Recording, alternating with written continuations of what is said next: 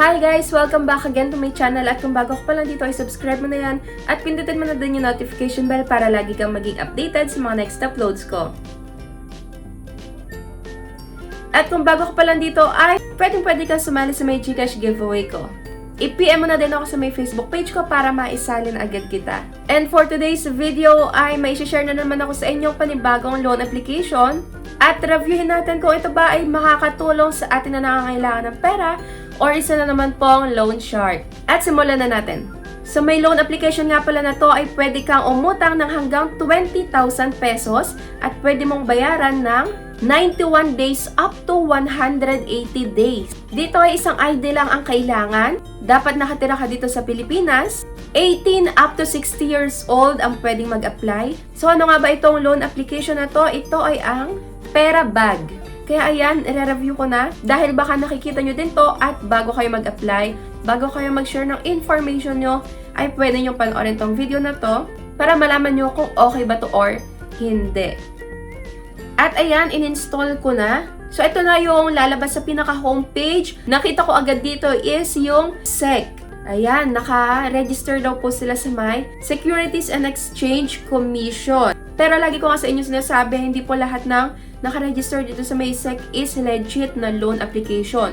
Marami naman pong legit pero hindi po lahat. So ayun, dito is meron silang maximum na loan amount na 20,000 pesos at merong 0.05% na interest per day. So yun lang yung nakalagay sa may homepage at syempre sa mine, dito lagi makikita yung mga about sa may loan agreements, privacy policy at details mo, syempre. So, dito, kiklik ko na yung apply now para makita na natin kung sobrang dami bang sasagutan. Syempre, bago makapag-start ay kailangan ng phone number dahil may magte-text po ulit na OTP or verification code.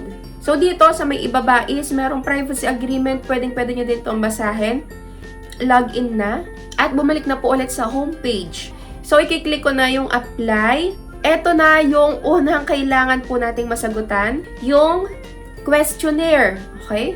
Questionnaire, personal info, job info, emergency contact, upload photos, at tie card. So, dito may 6 parts na kailangan pong sagutan. So, umpisahan na natin.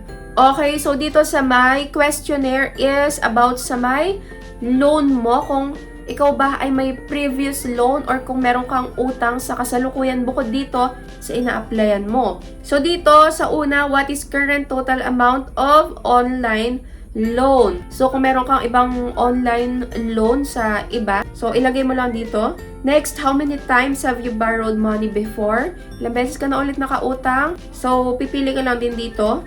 At how many online loans are borrowed currently? So ilang loan po ang meron ka ngayon? So, kung wala ay 0 lang. And next, is there any overdue? So, may nag-overdue daw po bang payment? So, kung wala, 0 lang din. So, may nag-overdue daw po bang payment? So, kung wala, 0 lang din.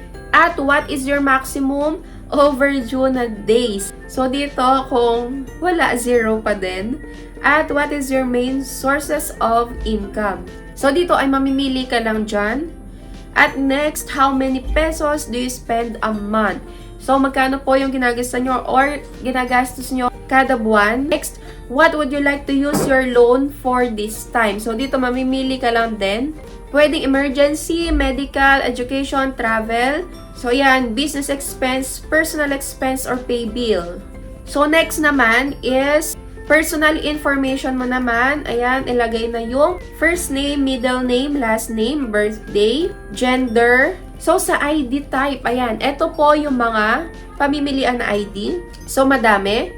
At pag nakapili na ay ilagay lang yung ID number, yung email, civil status, permanent address, detailed address, itatype mo dito yung pinaka-eksaktong address mo. Next, types of housing, kung sarili or renta. So, mamimili ka lang dyan, saka sa educational level. At, ayan, meron po ulit na Facebook link. So, optional lang naman. Pwedeng ilagay or hindi. So, next. So, ayan, bago mag-move to the next part ay meron ditong confirmation ulit kung tama lahat ng info na inilagay. Next part is all about job information. So, anong name ng company na pinagtatrabahuhan mo? Ano po yung address? Tapos, tatype mo ulit yung detailed address. Employment status mo, mamimili ka lang din dyan. Sa industry, okay, may pamimilian ulit tayo. Sa payroll period, mamimili ka lang ulit. Sa monthly income, kung magkano sinasahod mo. At next, pay date. So, kung kailan ka ulit sa sahod. So, dito ay pipicture na po yung employee ID card. Pero, optional lang naman. At next. Ayan, sa emergency contact na, so ilan ang kailangan nila? 1, 2, 3. Ayan, so 3 contact references. Pipiliin mo lang yung number nila sa may phone book mo, tapos ilagay mo kung kaano-ano mo sila. So pag nalagay na, click next. At dito is part 4, upload photos. Ayan, ng ID na, pipicture na po yung ID. So harap lang, tapos liveness detection, pipicturean mo ulit yung sarili mo. So, dito sa may last is yung bill photo. Ayan, proof of billing. Dito ay optional lang din naman. So, next naman, ayan, last part na pala. Ito yung kung saan nyo makukuha or ma-receive yung loan nyo. So, meron ditong e-wallet saka bank. Syempre, pinaka laging gamit sa lahat is GCash. So, kung ito ang pipiliin natin is ilalagay lang natin yung number natin sa GCash dito sa may e-wallet account. Tapos, select your recipient e-wallet. Sa may bank naman, ayan, madami ding pamimilian dyan. Pero dahil GCash nga tayo lagi is GCash. So, click next na. At eto na yung lumabas, na-check na po lahat, nalagyan na lahat ng info. So, click apply ulit. At eto na po. So, ito ay may kapares na loan application. So, ito nga sinasabi ko sa inyo, lagi nyo titingnan yung company. Sino ang provider? Dahil baka meron tong kapartner or kamukha na loan application which is not legit. So, yun, titingnan nyo rin yung provider. So, ito na nga po yung loan details, lumabas na. So, ayan, kung magi-start ngayon ng loan, kailangan na po itong bayaran ng 7 days lang. So, fake news po ang 90 up to 180 days. So, dito, 2,000 pesos lang po ang approve. Tapos, ang ma-receive is 1,260 pesos. Hindi siya buong makukuha, 740 ang kaltas. Tapos, kailangan mo pa siyang mabayaran ng full in 7 days lang. So, dito naman sa may pangalawa at pangatlong pagbabayad is 14 pesos lang ang babayaran. So, dito is fake news talaga dahil kailangan mo talagang bayaran ng buo. Sa unang bayaran lang yung niloan mo. So, hindi po siya mahahati-hati. So, para sa akin, ito po ay loan shark dahil ang laki po ng makakaltas tapos fake news yung loan terms nila. So, ayun, marami pa pong mga loan application na legit at lagi kayong magre-research muna bago kayo mag-apply ng mga loan application online.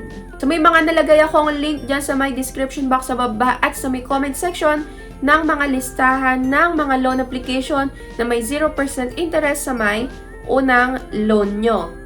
So, yun lang. Thank you for watching.